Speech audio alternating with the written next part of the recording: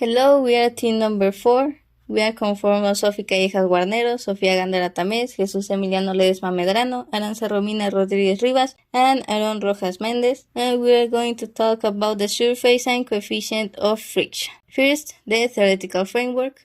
In the context of a marathon like the Boston Marathon, friction it is very important because when an athlete is running, it can affect his performance, especially under wet conditions, because it can affect their stability, their speed, and efficiency. And for that, we are going to realize this experiment. According to Vigius, friction is defined as the resistance offered by the surfaces that are in contact when they move past each other, and it depends on the normal force and the coefficient of friction. And to test the conditions, we use a smooth surface, in this case a plastic clay, and for test the friction we use different shoes to test the friction between all of them. Then we use that formula that is calculate the tangent of the average critical angle and the point of slippage for each type of shoe. This is the video of the experiment, a YouTube video, and this is our results. We can see that the coefficient of friction in a dry surface it is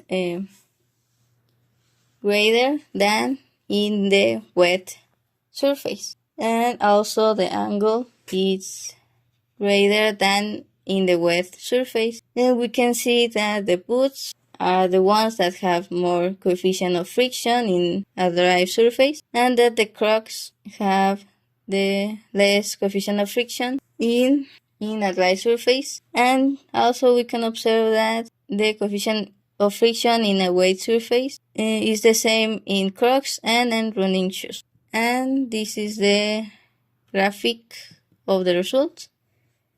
And in the discussion, we talk about the effectiveness of different shoes on dry and wet surface. Well, we can see in our results that on dry surface, the coefficient of friction is higher than in the wet surface, and that running shoes or boots are the ones that have a higher coefficient of friction. And we can see also that the type of material used it has a big impact on the friction, because the ones that have hard or smooth soles, like sandals or dress shoes, tend to have less friction.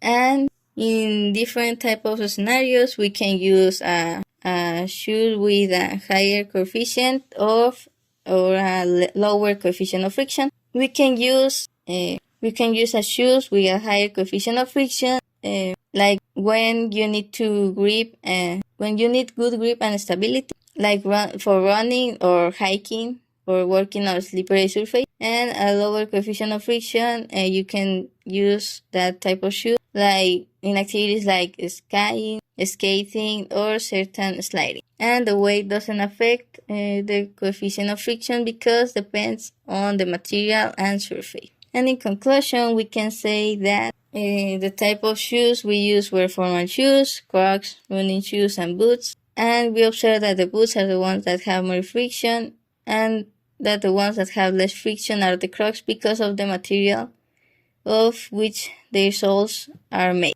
And this information is very interesting because we can deduce that the material, the friction coefficient, and the angle in which the shoes are located are related together to determine the friction.